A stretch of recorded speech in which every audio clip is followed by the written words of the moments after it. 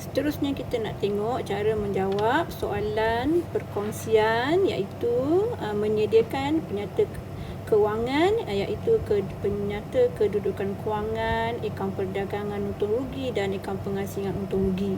Okey, sebaik saja kita lihat soalan, kita kena cari dulu di manakah soalan dia. Okey, jika soalan dia biasanya ada di bawah. So, kita tengok apa yang dia nak. Dia nak akaun penamat. Apa maksud akaun penamat?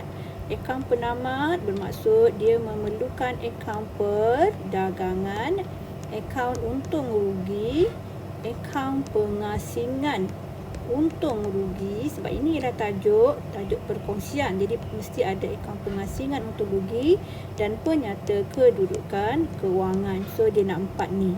Okey, jadi kita akan cari item-item mengikut soalan. Jadi kita boleh bahagikan kepada 3 kumpulan, iaitu akaun perdagangan untung rugi ni sekali dengan akaun pengasingan, sebab dia mengandungi hasil dan belanja, dan satu lagi grup ialah PKK. Dan untuk tajuk perkongsian, bila kita buat PKK, kita kena buat akaun semasa. So, kita akan ada satu lagi kumpulan ialah untuk akaun semasa. So, kita ada 3 kumpulan, kita perlukan 3 warna. Okey, jadi kita akan satukan mengikut warna tertentu. Contohnya dalam paparan yang berikut ni.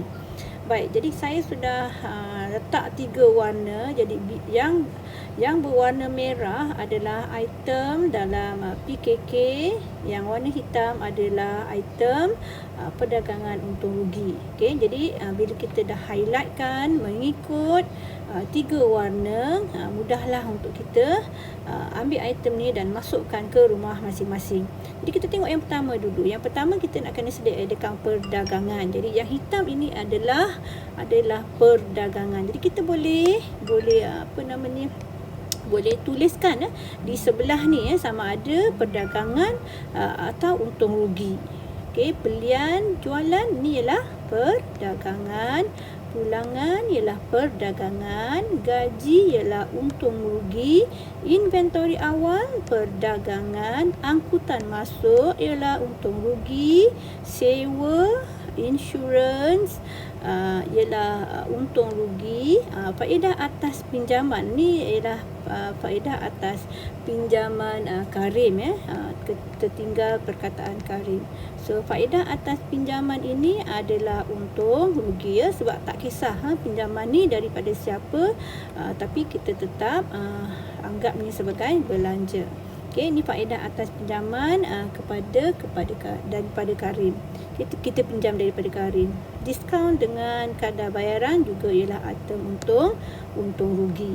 Okey, jadi yang berwarna merah adalah item daripada PKK. Okey, kita akan masukkan PKK. Yang ni asset dan liability. ABT ialah asset, ABB ialah liability, PKK. Bank, item asset dalam PKK. Kenderaan, item PKK. Pinjaman daripada, tengok ni, daripada. So, kita yang meminjam. So, item PKK. Liability, jangka panjang. Okey, kemudian kita tengok yang biru. Yang biru itu adalah item-item berkaitan akaun semasa, sebab kita kena cari baki akaun semasa untuk masukkan dalam PKK. Okey, jadi yang bulat ini ialah akaun semasa. Okey, kemudian kita lihat pula maklumat tambahan. Okey, apakah yang ada dalam maklumat tambahan? Maklumat tambahan yang ada ialah biasanya ialah inventory akhir lah. Okey, ini adalah inventory akhir. Jadi inventory akhir dia ada dalam akaun perdagangan dan juga PKK di bahagian aset semasa. Kemudian kita lihat dia ada kenderaan susut nilai 10% setahun. Okey, jadi kita pastikan item kenderaan kita buat dulu. Kita mesti buat dulu apa sahaja yang berada dalam maklumat tambahan. Okey, kita cari kenderaan. Okey, inilah kenderaan. Kenderaan kita kena kira susut nilai dan susut nilai terkumpul. So dia kata ialah 10%. So kalau 10% darabkan dengan 19,000, kita dapat 1,900. Jadi item S&T juga ialah sama nilai 1,900. Jadi yang SN kita akan masukkan dalam untung rugi, dan SNT kita akan masukkan dalam PKK. Setiap item dalam pelarasan atau maklumat tambahan mesti ditempatkan di dua tempat, dua rumah, UR dengan PKK. Okey, baik, seterusnya dia kata pelarasan susut nilai sudah. Okey, kemudian kita akan lihat pula item pelarasan pada perenggan pertama dalam soalan. So kat sini kita dapati dia ada faedah atas modal, okey, faedah atas ambilan, gaji berkongsi, faedah atas pinjaman. Okey, kemudian kita lihat item-item ini adakah dia disebut dalam imbangan duga. Okey, kita tengok ada tak faedah atas ambilan, faedah atas modal, faedah atas pinjaman. Okey, ada. Okey, kita tengok kat sini daripada atas. Okey, gaji Kasim. Apa maksud gaji Kasim ni? Ini bermaksud gaji ini sudah dibayar. Sudah bayar. Perniagaan perkongsian sudah bayar. Kasim 2,000 daripada gaji asal dia. Berapakah gaji asal dia? Gaji Kasim ialah 3,200. Jadi dia sudah bayar 2,000, jadi ada 1,200 belum gaji belum bayar. Okey, baik, kemudian kita lihat ada lagi tak item yang berkait dengan maklumat tambahan. Okey, kita lihat sini ada tak satu lagi, faedah atas pinjaman. Okay, kita lihat dalam maklumat dekat atas, 6% setahun. Maksudnya faedah atas pinjaman. Berapakah pinjaman? Pinjaman ialah 12,000. Jadi dia kata berapa persen? 6%. So patutnya ialah 6% darab dengan 12,000 sama dengan 720. 240 sudah dibayar. Okey, yang ini ialah sudah. Dalam imbangan duga maksud sudah. Jadi yang balance-nya ialah 480. Yang ini adalah faedah atas pinjaman belum bayar. Okey, belum bayar. So yang belum bayar ni kita akan masukkan ke akaun semasa. Okey, yang ni biru kan tadi. Okey, yang ini kita akan masukkan ke akaun semasa. Gaji belum bayar. Gaji belum bayar juga kita akan masukkan ke akaun semasa. Okey, kita tengok lagi ada tak? Tak ada. Okey, tidak ada lagi item-item faedah atas modal atau faedah atas ambilan atau gaji dah sudah, faedah atas pinjaman dah sudah. Okey, jadi kita lihat bagaimana penyediaannya. Okey, ini penyediaan penyata pendapatan, akaun perdagangan, akaun untung rugi telah kita belajar di tingkatan 4, iaitu masih lagi jualan, tolak kos jualan, dapat untung kasar. Okey, kita tengok kat sini. Jualan, tolak pulangan jualan, dapat jualan bersih. Jualan bersih, tolak kos jualan, okey, dapat untung kasar. Tambah hasil, dapat satu jumlah. Kemudian kita tolakkan belanja, dapat untung bersih. Jadi di maklumat tambahan tadi tidak ada apa-apa pelarasan kepada setiap item-item jualan, pulangan, semua ni tidak ada. Jadi tak ada tambah tolak lah pada item, just plug in sahaja. Okey, begitu juga dengan item belanja. Ada 4 yang ini tiada apa-apa perlu pelarasan. Susut nilai tadi kita dah kira, dan juga faedah atas pinjaman setahun. Ingat ya, ini ialah untung rugi bagi tahun berakhir. Baik, yang bawah ini adalah untuk pengasingan. Okey, iaitu tambah hasil tolak belanja jugalah. So, untung bersih tambah faedah atas ambilan. Kita dah kira faedah atas ambilan tadi 8%, darabkan dengan setiap ambilan. Okey. So, 8% darab 7, 56. 8% darab 925 sama dengan, saya dah kira kan tadi, 74. So, pengiraan boleh ditunjukkan dalam kurungan ataupun dalam nota tambahan di bawah jawapan akaun pengasingan ini. Okey, jadi kita kira juga faedah atas modal. Kita lihat modal yang mana? Modal yang awal tahun iaitu yang baru masuk. Okey, yang ini. Okay, dia kata berapa tadi faedah atas modal? Faedah atas modal dia kata 8%. So, 8% darab 25 campur 8% darab 10,000. Okey, so kita akan dapat faedah atas modal. Jumlahnya ialah 2,800. Setiap orang kita akan kira dia. Okey.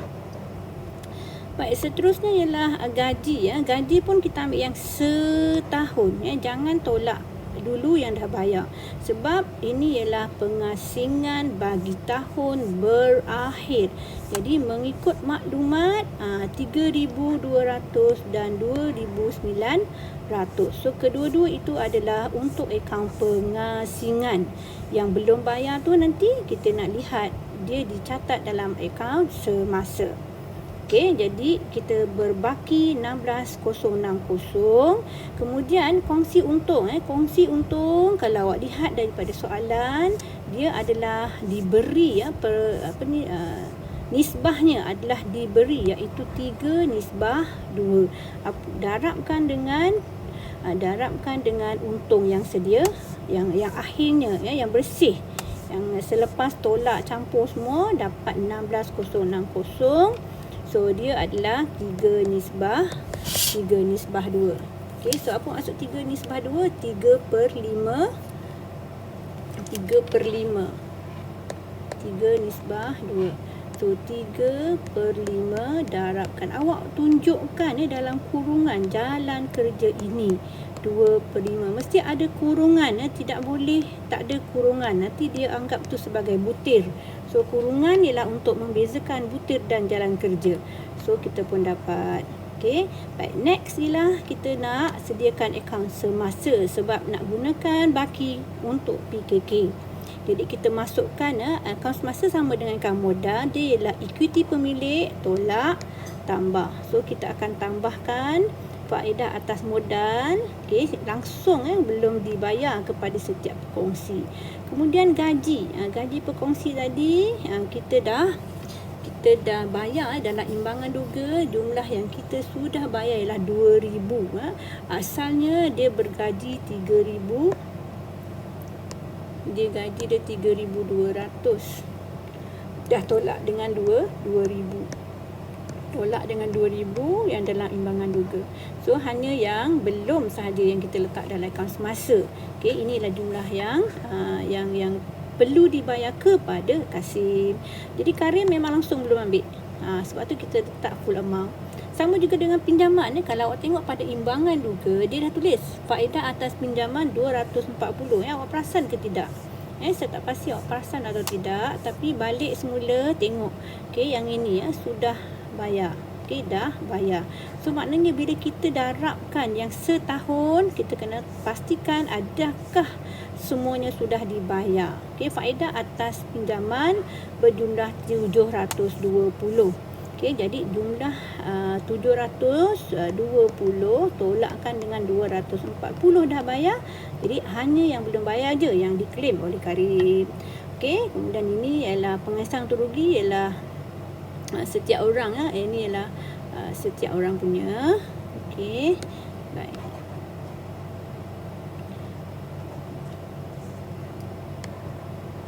Akhir sekali, bila kita dah masukkan ke semua item-item yang diberi oleh soalan, kita akan mempunyai baki. Baik, adalah wajib saya ulang, tulis baki bawah sebab kita nak buatnya sebagai rujukan. Pemeriksa nak rujuknya apabila menanda PKK, untuk mendapat one off. One off, maknanya jika ada kesilapan, dia tengok adakah nilai baki ini sama tak dalam PKK. So PKK kita buat macam biasa. Aset, kedua-dua aset. Kemudian tolak liability semasa. Liability semasa mana tolak, saya sudah tersilap sikit. Kemudian ada modal kerja. Aset semasa tolak liability semasa dapat modal kerja. Aset bukan semasa tambah modal kerja. Ini tolak yang atasnya buat kurungan untuk yang benda yang kita tolak tu kita buat kurungan. So dapat modal kerja. Kemudian dibiayai oleh, iaitu semua pekongsi. Yang ini adalah baki modal awal yang dia bawa masuk. Yang ini yang saya maksudkan tadi mestilah sama dengan akaun semasa. Jika tak sama, awak hilang markah. So markah dia bergantung pada sama atau tidak. Kemudian ini ialah pinjaman karim, pinjaman daripada karim kita. Membuat pinjaman daripada karim.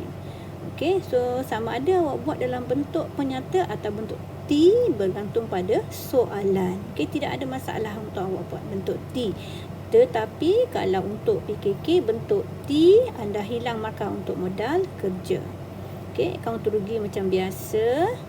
Saya tunjuk paparan saja sebab kita dah buat tadi bentuk penyata Baik, kemudian akaun pengasingan. Pastikan yang ini tidak ada tidak ada. Ini jalan kerja boleh tunjuk.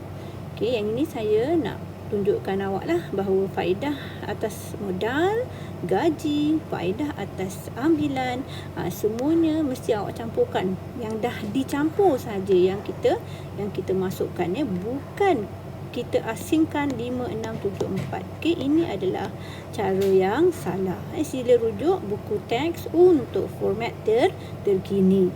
Yang ini tidak apa sebab ini ialah akaun semasa Kasim dan akaun semasa Karim. Perhatikan bahawa saya kurungkan perkataan kongsi untung. Ini hanya untuk memberitahu kita, diri kita bahawa ini adalah untung, iaitu di bahagian hasil adalah lebih daripada belanja. Sebab itu kita dapat untung.